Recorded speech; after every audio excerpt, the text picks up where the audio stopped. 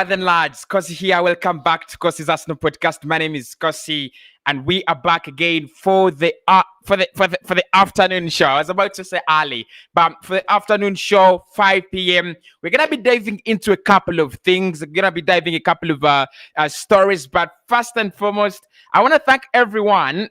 Look, this is the second time I'm doing this, but I want to thank everyone who's taken the initiative to help me raise this channel to the standards we want it to be on. Thanks everybody. Thanks everybody who's hit that like button. Thanks everybody who's got in the comment section, to get the engagements up, and thanks everybody who's smashed that subscribe button in the past 7 days. It's been amazing, really. It's been really, really amazing. Look, you might, if you're not a content creator, you might not know, but it's been really, really amazing. And it's my time to say really, really thank you so much. So in this video, we're going to speak about Donny van de Beek.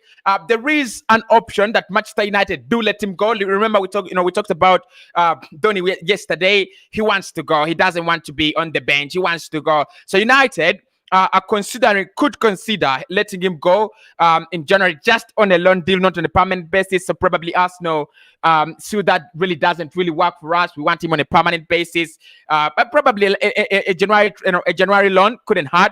I'll tack on that. Noah Lang and AC Milan and Arsenal are preparing bids to fight for the Dutch international, playing with Club Brugge at the moment. Noah Lang will try to dive into a few statistics of the boy and see how he's actually doing, and probably find out why Arsenal is very, very much interested. Of course, we know the Pepe saga, but why is that a lot of noise around Noah Lang? So we'll try. I'll get into that. We'll try to expand on the story around Raheem Sterling, because City are like, if you give us like £500,000, that is 50 million.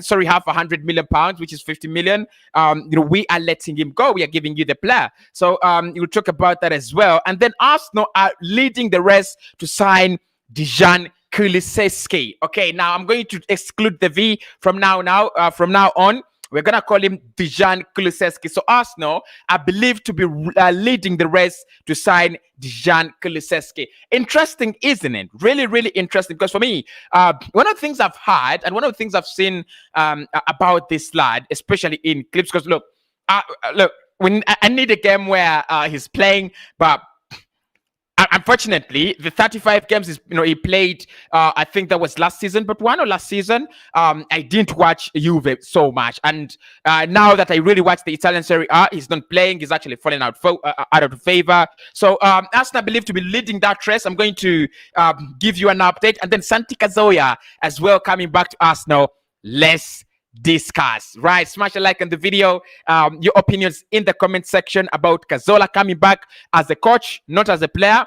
Do you think he would actually probably help us with all this coaching, coaching and midfield stuff, probably make our midfielders better, be an inspiration, and things like that. Let's start off with Donny van de Beek, because that's, for me, look, there is nothing much to speak about Donny, and I'm going to spend very, very less time, very less time speaking about Donny van de Beek. What I'm going to say about Donny is United know the position of the player. He loves the team. He wants to be with the team, and Ole Gunnar Solskjaer knows that, and everyone at United knows that, that his first priority is Manchester United. Look, I'm an Arsenal fan, and look, I'll come here and say, Donny is close to Arsenal and everything like that. He wants to join Arsenal. No, his heart is not at the Emirates, right? I think that is good and that is bad at the same time, because it is good, based on the fact that if he decides to leave, like he's already said, that if he doesn't get the game time, then he will be moving on to any other club that will give him the game time, especially in January on loan. The good thing about that is, look, it gives us the same opportunity as AC Milan, as Newcastle, as any other club. It puts us on the same level as they are, and it's just a simple touch.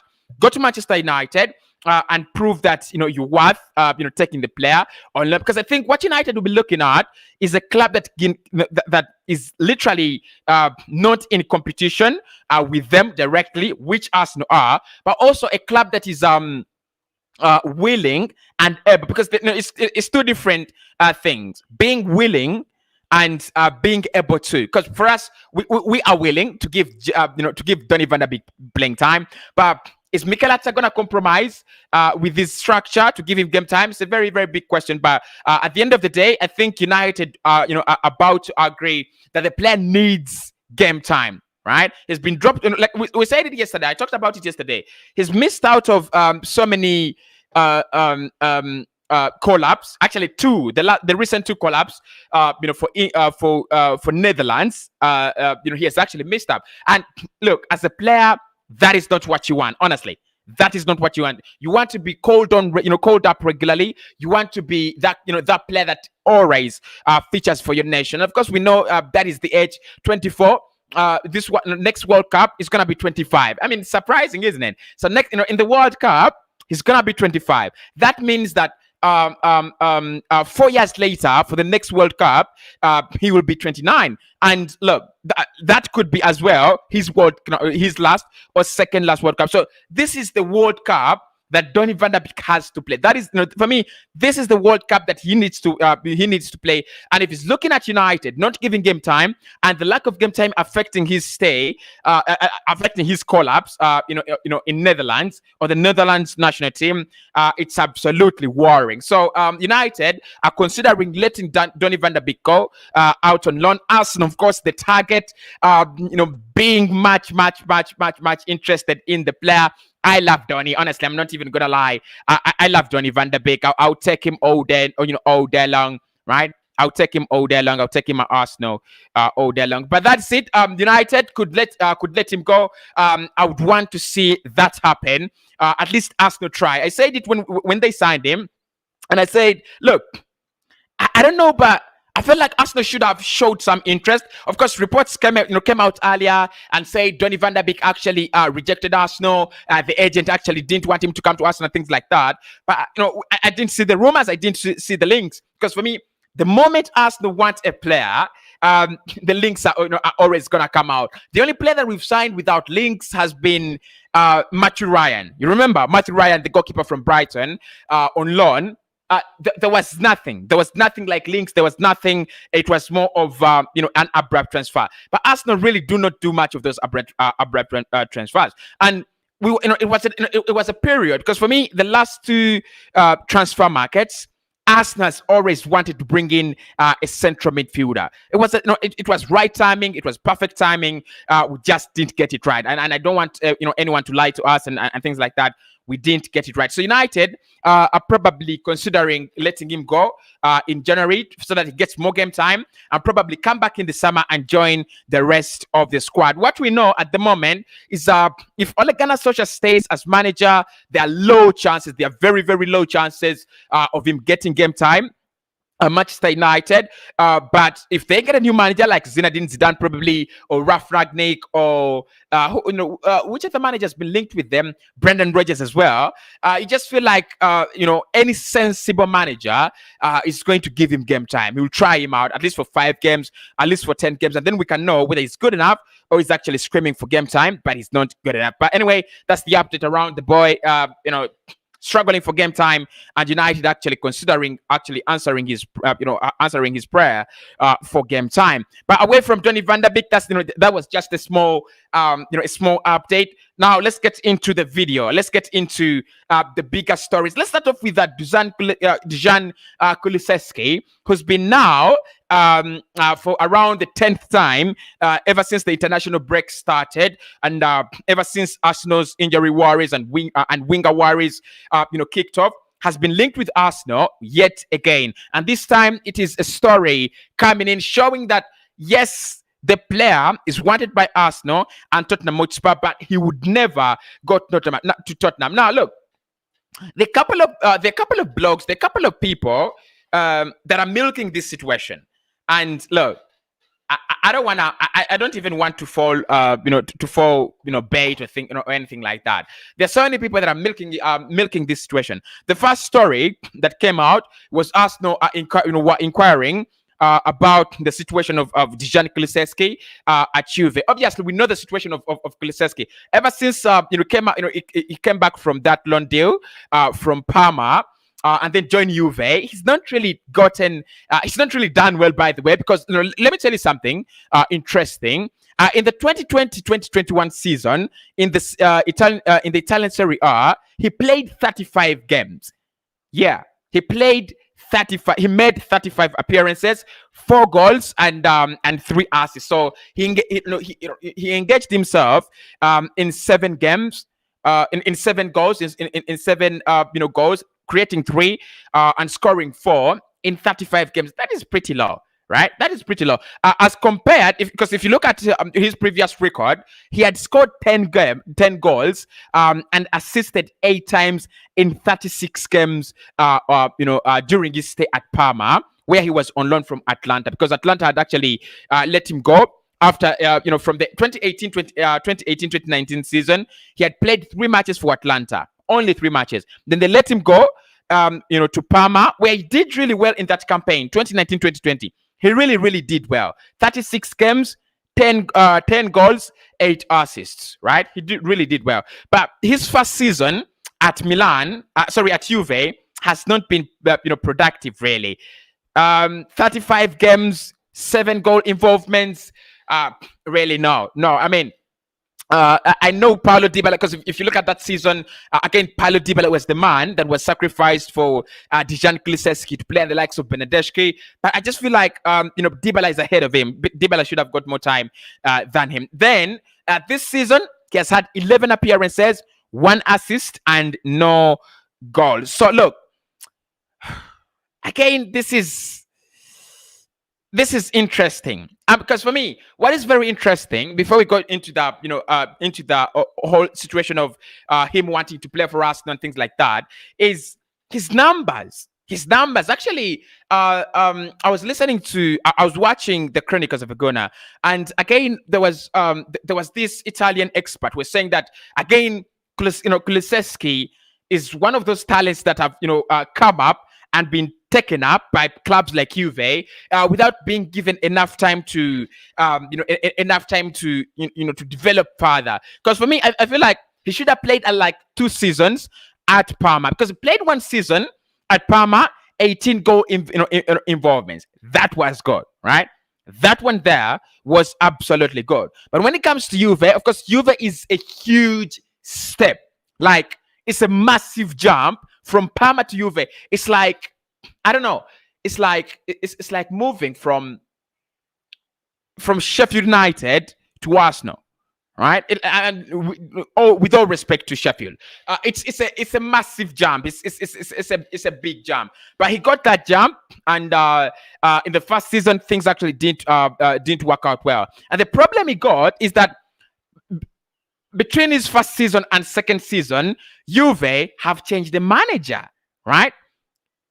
And he has fallen out of favor already. And look, that is the problem. That's the really big problem. But I also don't feel like he's been deprived of game time that much, because if you look at this season, the Italian Serie A, they've only played 12 games, and he's played at least he's appeared 11 times. Out of the 12, either from the bench or starting a game. So whether Arsenal want to take him, whether Arsenal feel like they can do better with him, or they just want him on a loan deal or anything like that, it still remains to be seen. But the reports are that Arsenal are preparing a 33 to 35 million bid. They want him. Of course, if you look at the links saying that we are preparing a bid, then that shows that we want him on a permanent, right?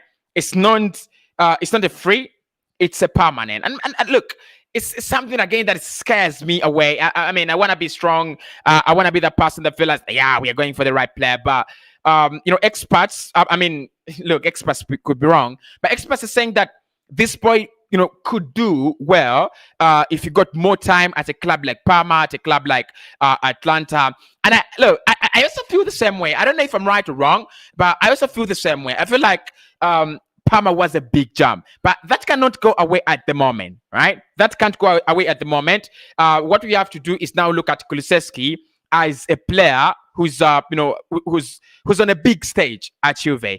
Going down to Arsenal wouldn't be a massive deep downgrade unless he's out of his mind. He needs the game time. He's lucky that he's playing for a nation like Sweden. Let me see Sweden if he played in their recent game. Let me see the amount of game time that he's getting, because Sweden did play. I think it was Spain. They played against Spain. I do really love Spain, but I didn't watch the game. I didn't keep tabs, and we beat them 1-0. Alvaro Morata, always Alvaro Morata, isn't it? But in the last game against Sweden, he did start shirt number 21, and that's why I feel like he's lucky, because if he was playing for a nation like if he was coming from a nation like Germany, if you don't have the game time. Because with Germany, they have a lot of talent. Or Italy at the moment, if it was Italian, with the likes of Chiesa, with the likes of Lorenzo Insigne, Silo Immobile, Belotti, the likes of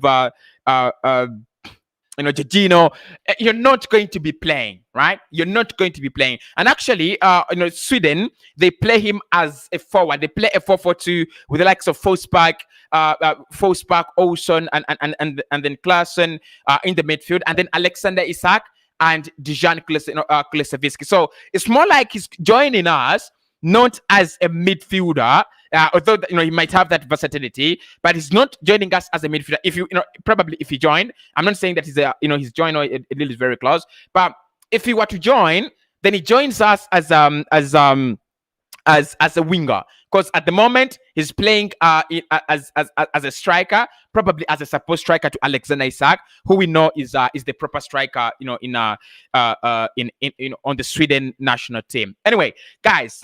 So the story is, okay, the bid, right? We want to put in our bid.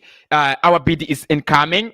Probably this one should have been, bid incoming. But why I said it is a huge transfer boost, we are fighting for Dejan Kulusevki with a couple of teams. But the main two teams that are in that race is Tottenham, who are really looking to rebuild, their team under Antonio Conte. Really, look, I'm not even surprised that they're looking at him. If they have Son on one wing, probably Kulusevski down through the middle as their 10, and on the other wing they have Lucas Moura and then Hurricane up top. I feel like that is something like an upgrade to what they have.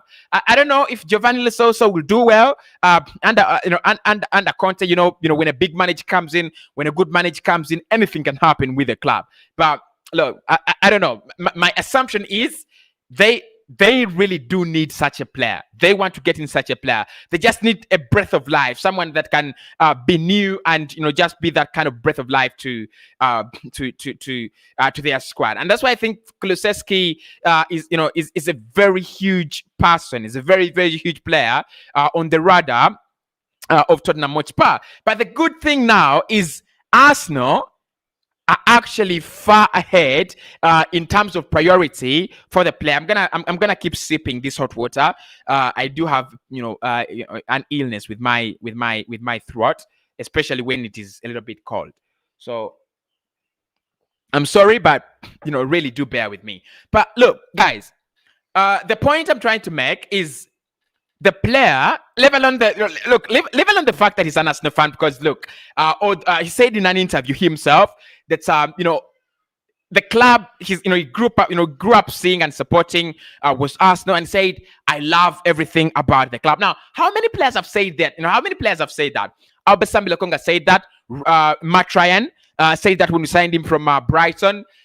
Who else said that? There's so many players who've said that I grew up seeing Arsenal and loving Arsenal and everything like that. So probably it's a statement that is actually not making any sense, anymore. It's been diluted, absolutely, really diluted, right? But of course, I don't believe he's a liar. I don't think he's lying when he says he supports Arsenal and he believes it would be the right move for him to move to Arsenal Football Club. I don't think he's lying. However much anyone would believe it's a lie, I don't think he's lying. So that puts us even in a better position, because he's looking at playing for Arsenal as as an opportunity, right? He's looking at at play for Arsenal as an opportunity to make his dream come true. And many players really live this dream, and they play football, become successful, and never really get to play for their best teams. Look at Eden Hazard, because Hazard came out and said, "My agent told me that I could do well, right, at Arsenal, but it's look." He said it was it was either Chelsea or Arsenal. He loved Arsenal. He wanted to join Arsenal, but his agent actually told him, if you go to Arsenal, you're acting like a kid, like a boy. If you go to Chelsea, you're making a decision like a man. And then he ended up joining Chelsea. Obviously, no offense to my club, but I feel like look, if you look at what he has achieved under Chelsea, maybe he made the right decision. Maybe. I mean, I don't know, because ever since he joined Chelsea, they have a Europa League title. They beat us in the final. We have an FA Cup, probably one or two. He won the league, if I'm not mistaken. Eden Hazard with Chelsea has the league. We've not come any close to winning the league. We've actually kept on dropping further and further. So probably he made the right decision to go to Chelsea. So but now Kulusevki,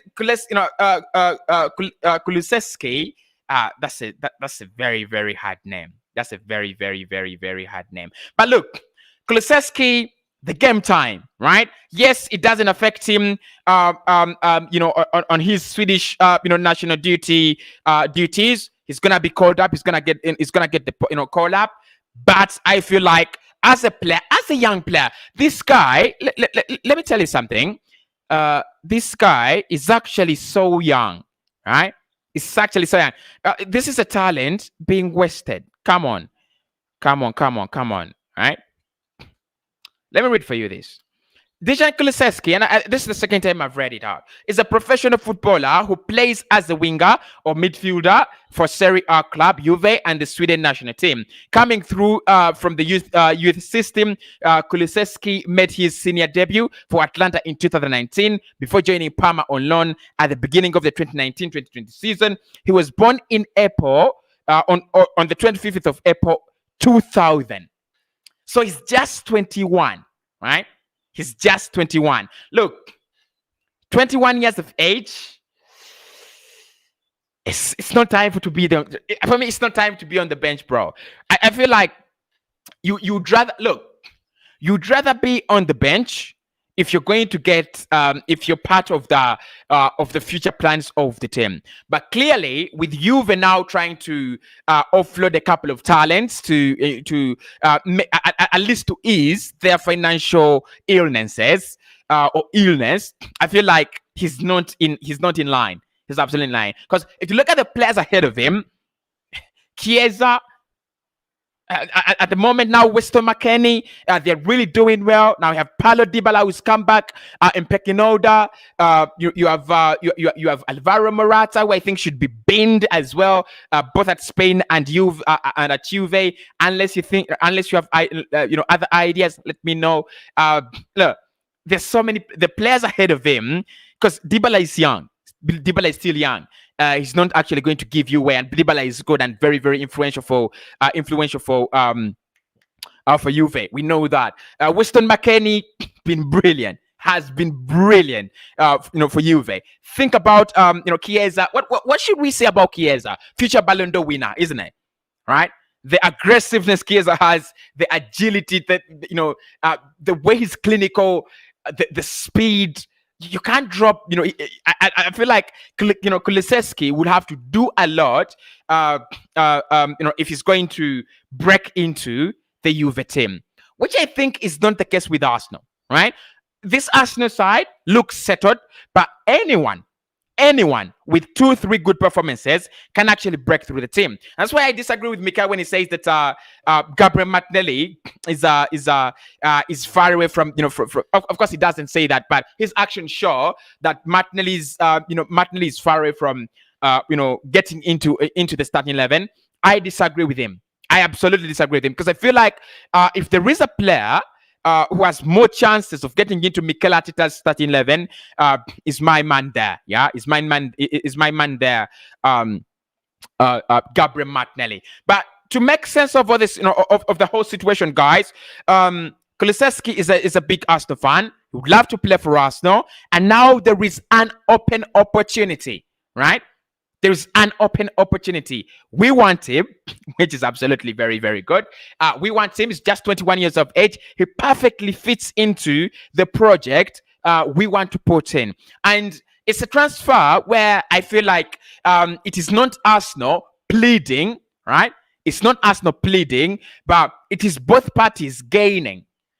I don't know if it makes sense. I don't know if it makes sense. Look, if we get him and can, bin Pepe, for whichever amount, I don't care. If you can beat Pepe, what that really tells us and what that really shows us is you're getting, look, maybe an upgrade. I don't know if it's an upgrade really to Nicola Pepe, because again, Pepe has been on the scene longer.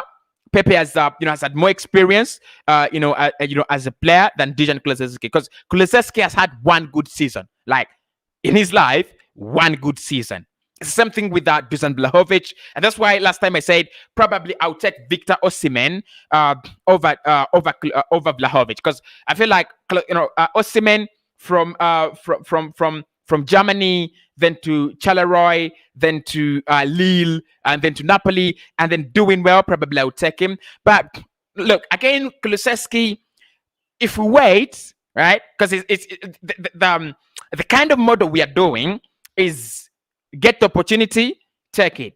Lokonga, get the opportunity, take it. Nuno Tavares, look at the opportunity, take it, and a couple of other and a couple of other players that we brought in. It's all about taking risks, taking advantage. Would he be a nice risk to take?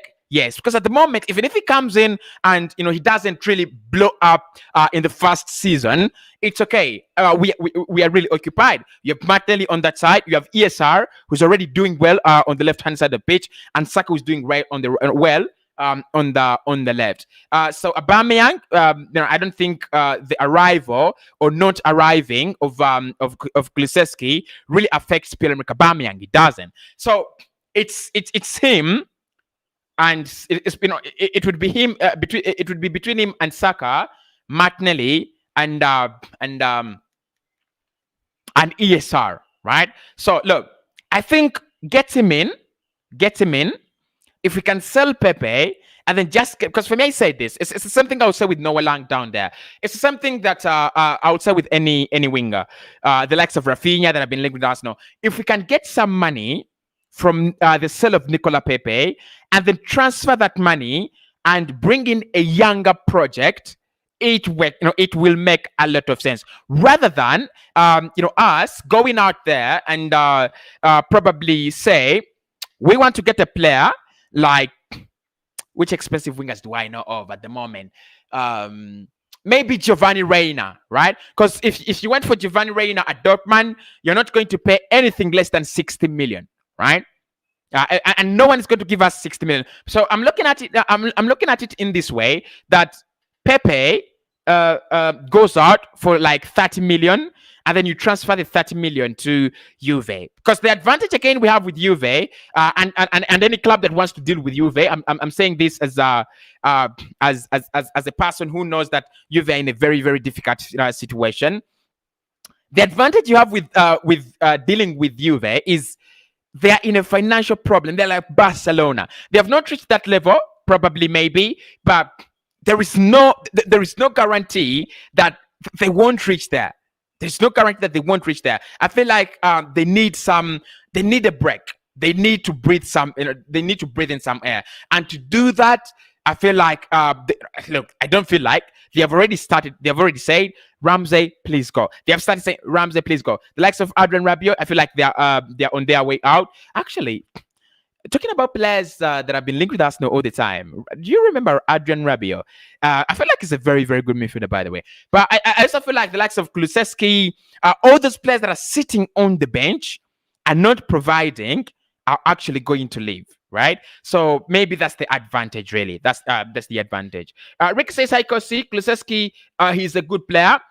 managed to score 9 to 10 goals in the Italian league. Just know that is wonderful. Cossy, me and you, what is me and you know what is Italian. What me and you know what the Italian Serie A is. Look, yeah, look. I said he's a prospect. I said he's a prospect. At the moment, you can't call him world class. You can't call him one of the best players in Europe, because really he's not. Right. So I agree with you. In the Italian Serie A, to do that for a young lad to do that, at the age of 20, I mean, it's something like that. The likes of Paulo Dybala have been doing, and of course, it's a model you've been using. They've been spotting a player. The moment they spot that player, they bring him in. Dybala, they paid around 35 million as well, because Arsenal wanted him and United before he moved to Juve. Chiesa, again, they paid some good money. Locatelli as well, Kulusevki as well. So look. It's their model, right? It's their model. And what I'm saying there, Ricky, and I agree with you, is that if Arsenal got Kulusevki, right? If we got Kulusevki, he's not a guarantee. That's it. And this is me not saying don't sign Kulusevki. Or, no. I'm saying he's not a guarantee. Just like Odegaard is not a guarantee. Just like Tomiyasu is not a guarantee. Just like Ramsdale, Ben White, Gabriel. All of those players are not a guarantee. They are well-spotted talent, right? They're well-spotted talent, but they're not a guarantee. They're not a guarantee. They could fail to work out. They could fail to work out. It's happened a lot when you go out there, spot a big, huge talent. We brought in the likes of Nicholas Bentner. I mean, I guess we saw them as big talents, didn't we? The likes of Chamak. I guess we saw them as big talents. Frimpong. I guess we saw them as big talents, and things really never worked out. The likes of Matthew Debuchy. So transfers are a gamble, but they're even a bigger gamble. They're even a risky gamble when you decide to go for players who have not been performing at a big level for more than 2 years. Players that have not had more than 2 good seasons. It's a bigger gamble, because if United went and got if Arsenal went and got Haaland, like United went and got Jadon Sancho. That's what I wanted to say. I don't think like it's a gamble. Yes, it might not work out, but yes, transfers are a gamble. But there are some big statistics backing the signature of Jadon Sancho for a big amount of money, because he's been registering double figures for 2-3 consecutive seasons. It's something that happened when they signed in Henrik Mkhitaryan, right? Those players do have an advantage. The Jotas at Liverpool, the Aubameyangs from Dortmund. Which other player have we signed? And the Mesut Ozils from Madrid. When you sign them, you're not, the level of risk. It's not like we pray that becomes the player he's supposed to be. He's already when you sign such players, they have already reached that level. You just pray that they're not affected by injuries, they're not affected by the league, and they continue, right? You just pray to continue. But these players, these young players, it's more of them starting alive. And look, it's not that easy to start alive. It's really not that easy to start alive. Good afternoon, Cossy, says Anu. Ebo says Cossy's welcome for the program. Thank you so much, Ebo. Salat says hi, Cossy. Anu says the only way to help Cossy grow this creation is always hitting the like button. Thank you so much, and thank you so much, guys. Make sure you hit the like button. That's the only way you can help me grow to a very, very, very big content creator. Make sure you smash the like button, because you guys are, like I said, the channel is making better strides. Small steps, but better strides. So let's get it better by smashing the like button. Then Buana says hi, Cossy. How are you doing, Buana? The DM says, bro, welcome for the program. We are listening. Thank you so much. Kazola coming back is good. Both Martinelli and Pepe need to go to the gym.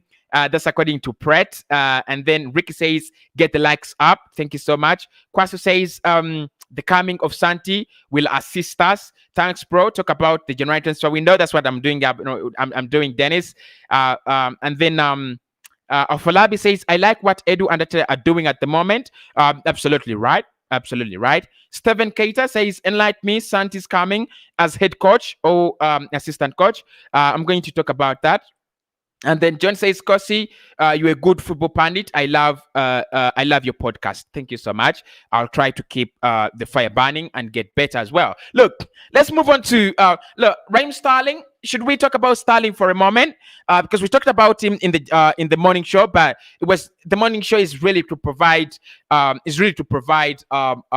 is happening, and then the afternoon show is to provide bigger insight. So Sterling, the story around, if you've not watched the morning show, which I know you have not really, because I've looked at the views slightly, not as they should be, but if you've not watched the morning show, I said City are more than willing now, and this is a story that broke out last night.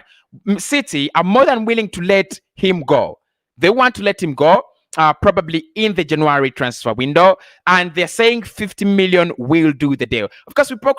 I did do even a poll, I think last week, and I was asking you, would you pay the price? Would you pay the money for Raheem Sterling? And many of you said, Cossy, no problem, I would pay the money. Right? That's what you said. Cossy, no problem, I would pay the money. So the story is that Raheem Sterling is up for sale, 50 million. And the reason why anyone would think, why is City even thinking about letting go of Sterling? According to Manchester City Extra, I did read the report in the morning update as well.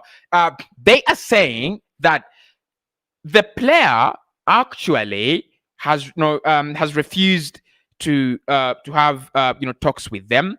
Actually, both parties are now not willing to have progressive talks in terms of contract extension. With each other. Like Sterling's like, no, you're not giving me any more game time. I don't talk about a new contract. And then Manchester City are like, look, if you don't want to stay, go. We are willing to sell you for 50 million. Really, it happens really a lot. But for me, this is a very, very awkward situation. It's like Aston Villa sacking Dean Smith. I'm telling you, it's like Aston Villa sacking Dean Smith. It's one that is really, really awkward for me. Very, very awkward for me. I'm telling you, absolutely, it's really awkward. Like it's a way that is dropped from from being one of their favorite cardboard players to an outcast. Look, he's not yet really reached that level of an outcast, but you bet he will be there soon, right?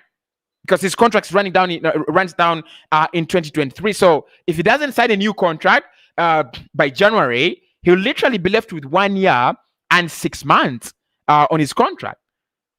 It's crazy, isn't it? It's absolutely crazy. But anyway, that's the story. City want to sell him. But let's get to Santi Gonzalez Cazorla, right? Because again, that's another interesting one. Now, Cazorla's always been linked with a move back to Arsenal as a coach. And look, so have many Arsenal players, ex-Arsenal players. They have been linked. Many have been linked back to Arsenal as coaches. But with Santi Cazorla, it was earlier proposed that he might go to Barcelona as part of the team that will help Xavi get the team out of the mess, the mud, the hard place that they find themselves in. Hopefully Barcelona can bounce back because it would make Madrid a monopoly if they don't bounce back. That's the reason. But look, at the moment, Cazorla coming back to Arsenal, it's not anything close, right?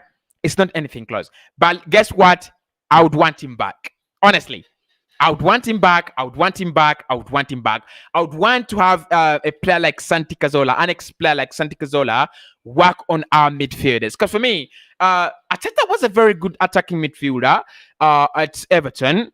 But again, when it came to Arsenal, I just feel like he became more I don't want to use the word casual, but he became more of a central midfielder, quiet, that kind of midfielder that does his thing, but very, very quiet. And I still feel like Cazorla is one player is one player that could, or is one man that could help these players get that cutting edge, right?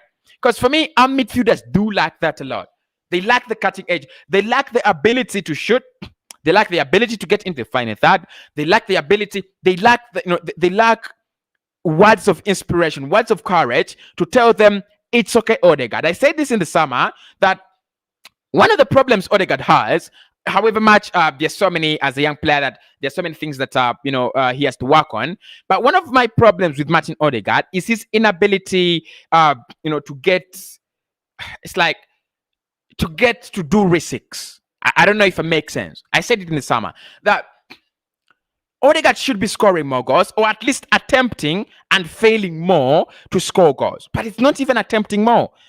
Like the likes of Smith Rowe, they should be attempting more. The likes of Partey, they should be attempting more, right? And that is what Cazorla was good at. Actually, I said when we were doing the Arsenal debates, episode 1 with Glenn, I said what I liked about Cazorla was his explosiveness. He could run a lot, he could shoot a lot, he could pass a lot, he could do everything in excessive amounts. And that's why during that time, despite the fact that we had very, very good players around him, you had I think for the earlier part, you had the likes of Ramsey, Wishaya around him. Look, despite the fact that you had good players around him, I felt like he stood out as a player. Like he really, really stood out, and that's the one thing I want from our midfielders. I want them to stand out, right? Like Bruno is at United, like at Liverpool, you have you have a Keita who's been standing out, in the past few games. But you also had you also have Jadon Henderson, who stands up for his team. I just want our players to stand out. Our midfielders stand out. I just want to see those crazy shots, every now and again. I want to see our midfielders in the penalty area. I want to see those breakthrough passes. Cazorla is the man that can teach these players to do that. Honestly, he is that man. He is that man. I don't know what your thoughts are. I don't know what your opinions are about Santi Cazorla. But if he came in, and he would really help us, because creativity is a problem. And you can see now that we already have the numbers in the midfield. It's not like we don't have the numbers. We have the numbers, but again, the chances are coming in, seldom. The reason is these are young players. They need to be guided. Right? And of course, Mikel, however much we want him to do, he's the manager, he needs to do everything. I don't feel like he's going to do everything. He's not going to guide the strikers, guide the midfielders, guide the defenders. No. So if Cazorla maybe comes in and gets to be part of that coaching system, maybe it's an advantage for us. No, I don't know. Right?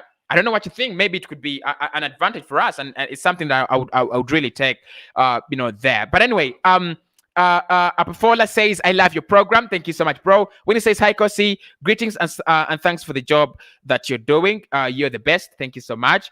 All right. That really, really works well. Ricky says, Cossy, according to Arsenal's project, he will work out. Come on, Cossy. United, they just sign. United, they just sign. If City signs, they too sign. Look, I don't know. But anyway, look, among all the players that we are talking about in this show, the only one that I would not, be very excited about is maybe Noah Lang. But again, he's another exciting player. So let's dive into Noah Lang. But again, like I said, Cazorla, could be coming back. The links are there, but not anywhere strong. Not really, really that strong. But let's talk about Noah Lang, because it's another player that is really trying to break through the news at Arsenal Football Club. Really, really trying to break through the news at Arsenal Football Club. And look, I appreciate all the I appreciate all the blogs and all the people that have actually tried to give us the latest around our club. It is something that really, really, really works in our favor. So Noah Lang, what are your statistics, bro? What are his statistics? Let's go to Noah Lang, because really linked with Arsenal, right? I just want to look at the statistics and then share with you his statistics just in a moment. Club Brugge. Okay, there we go. So Noah Lang, just a little profile, is a Dutch professional footballer who plays as a winger for Belgian first division club, Club Brugge, and the Netherlands national team. Born in 1999, he's 22 years of age. At the moment, right, he's 68 kilograms and 1.79 meters. So he's a little bit not very short, and he's not too heavy. Anyway, if we look at some of the statistics that he has as a player, all right. If you look at some of the statistics he has as a player for Club Brugge, last season 2020-2021, 29 games, 16 goals, 7 assists. Of course, that is where anyone will say, get him in, get him in, get him in. Smash a like on the video, people. Thanks everybody for doing that. It's an absolutely amazing way of supporting me as a content creator. Thanks everybody for doing that. Right. So 2020-2021 at Club Brugge. That was his first season at Club Brugge. 16 goals and 7 assists. That means he involved himself in 23 goals in 29 games. Well done, bro. Well done, son. That is really, really good. And then 2021-2022, he's played 13 games and involved himself in 9 goals already, scoring 3 and assisting 6 times. That is in the Belgian Pro League. Impressive. However, his record is not so good on Europe. He's only scored 1 time in 10 games. Obviously, playing for Club Brugge, I wouldn't really blame him. But if you look at the other matches he's played 1 game for them in the Belgian Super Cup. 1 match, 1 goal. So he's impressive. He's impressive. 22 years of age. Again, with Pepe now moving out, you have an opportunity for such players like Noah Lang to come in. The likes of Maina Solomon, the likes of Rafinha, the likes of it's called Pedro. Is it called Pedro? The boy at Wolves. Pedro Neto. Yeah, Pedro Neto. It's called Pedro Neto. So, so many wingers have been linked with us, but Milan and Arsenal are reportedly interested and want to make, initial bids for Noah Lang. Impressive statistics. Impressive statistics. Before his Club Brugge career, he actually came from Ajax, right? He's played for Ajax. I think this should be young Ajax. And then 20.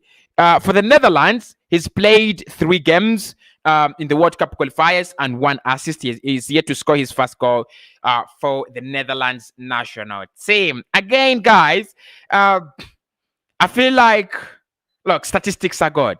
Right? Everyone says, go get him, go get him, go get him. And with with the luck that we have had 5 players that are out of the 6 that we have signed in the recent transfer window have actually worked out. Maybe it's an opportunity for us to try out the likes of Noah Lang. Maybe it's an opportunity. I don't know. But reports are that Arsenal wants to make an initial bid. But for me, it is either Noah Lang or Kulusevki. Not both of them again, right? Not both of them. But the one I would go for, I feel like I would go for Kulusevki. He's played 35 games with Juve. He knows the touch of a big team.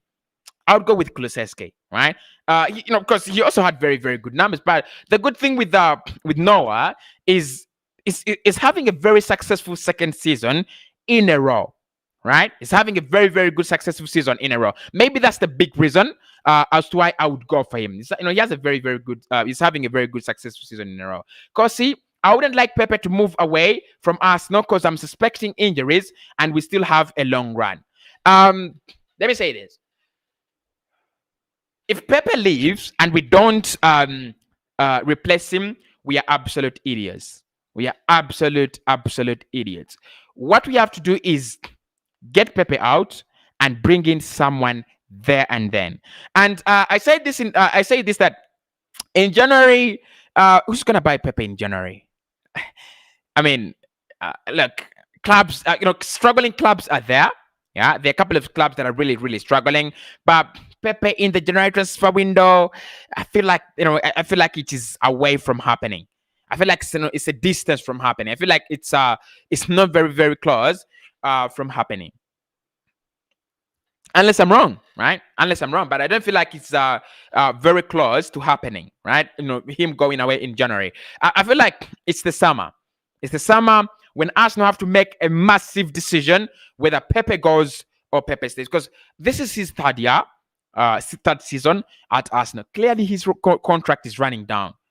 If we make a poor decision with Nicola Pepe, that means that we will have learned nothing from the likes of Lacazette contract situations, Ozil contract situations, and a couple of other players. So look, we need to be very, very, very careful when we decide to go with with the decision Nicola Pepe.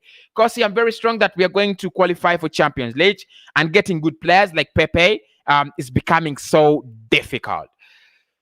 Pepe is a good player, no disagreements, no disagreements, but it's not worked out for Arsenal. Like, for me, a player not working out for Arsenal doesn't mean that they are not good. No, it doesn't mean like that.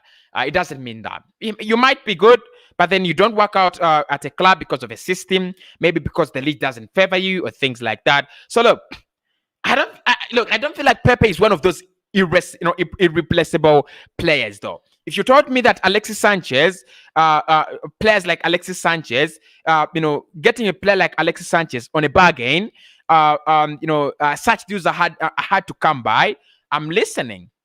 I'm absolutely listening. But if you tell me Pepe is hard to replace, I want to believe you. But no, I feel like you can easily replace Pepe.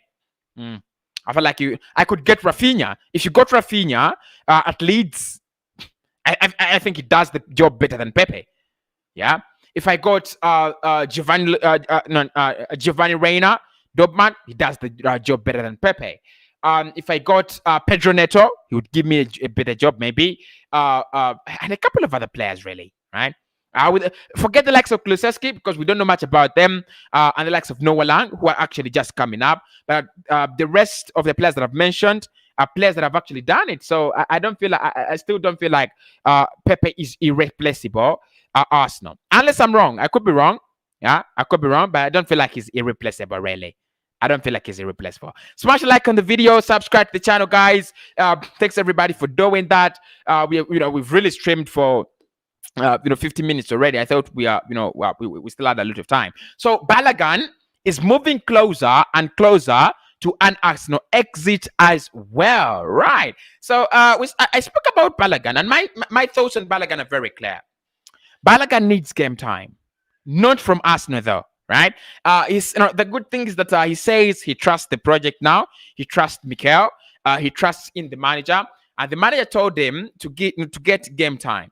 That he will actually get game time. He promised him to get game time, and that is the most important thing. But for me, Balogun is one of those players that are good, but have not yet arrived to play for Arsenal regularly. Right at the moment, we have a striker situation that is on our hands. Lacazette going, Aubameyang finished. Right, because by the time he thinks about turning things around, his contract will be already turned around. Aubameyang. So we need to get in now a striker that can actually do well. We need to get in a player that can actually do well. It's not Balogun for me. It's not Balogun for me. I feel like a Balogun could be a very, very good backup. If Nketiah leaves, he can be very, very good backup to the striker position. Very, very good backup. But convincing me that Balogun is the player that's going to replace either Lacazette or Aubameyang, no, I'm not buying into that. So, according to the latest reports, Balogun is moving closer and closer to a January transfer window, to a January transfer loan, and that is really impressive. That is really, really impressive. Peter says, why did you switch off your subs, bro?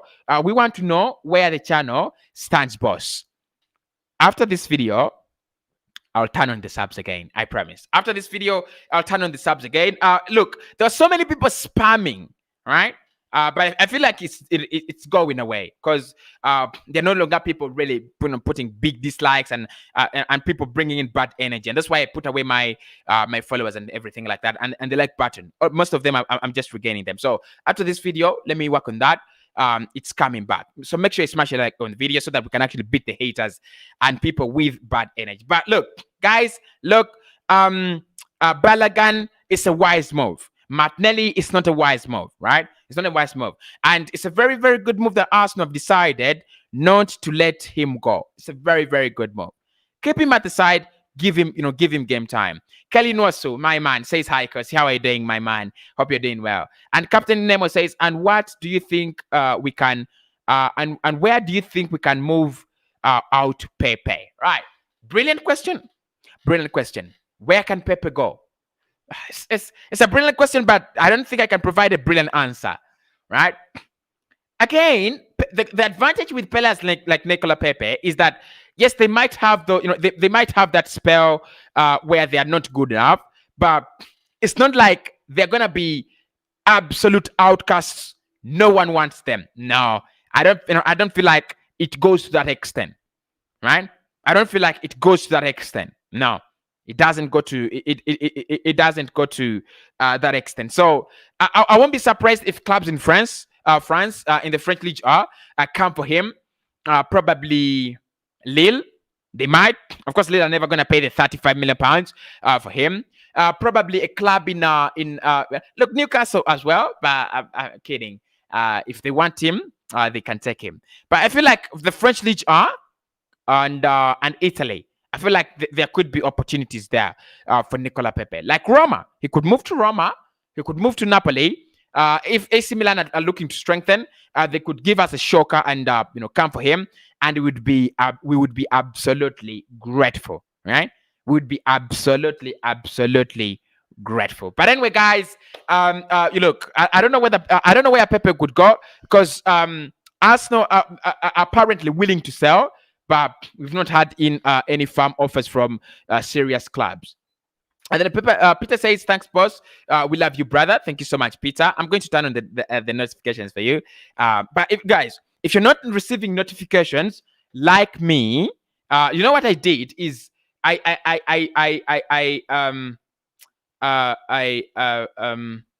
turned off my notification bell and turned it back on.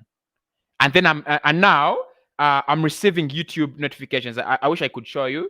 I'm receiving a whole lot of notifications at the moment from YouTube.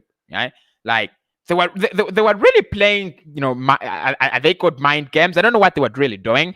But at times they do have those videos. Videos taking long to process or publish and things like that. Sometimes videos never process forever, and that's why you have to re-upload. So YouTube at times also does the crap. But guys, the truth is that is the update, right? That's the update. I mean, we've spoken about a lot. Are you sad about Balogun potential transfer somewhere? Because I am a little the guy.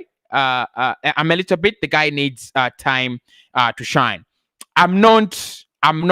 I'm not sad. You know why I'm not sad?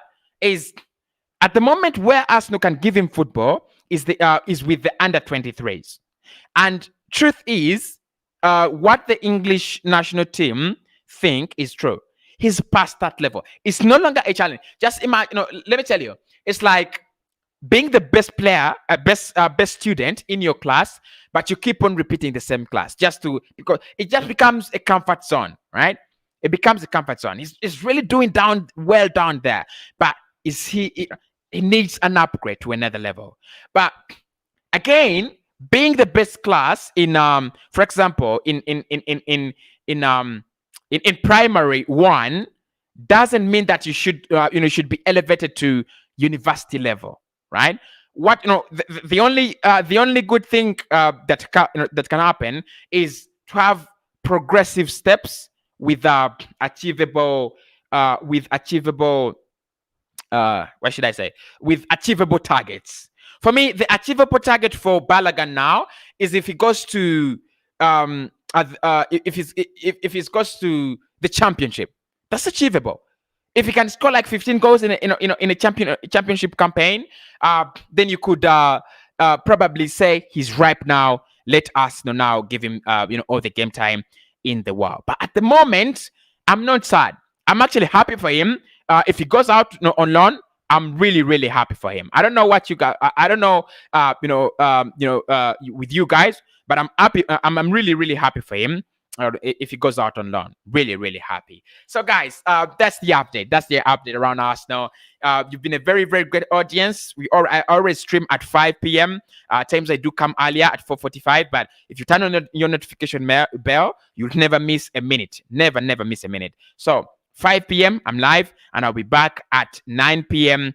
live again. How about that? Early in the morning, 11 a.m. I do put up an upload. It's an upload, but it's really, really one that you should watch, because I really do watch it myself, and I'm the person who has done it, and that shows you how good it is.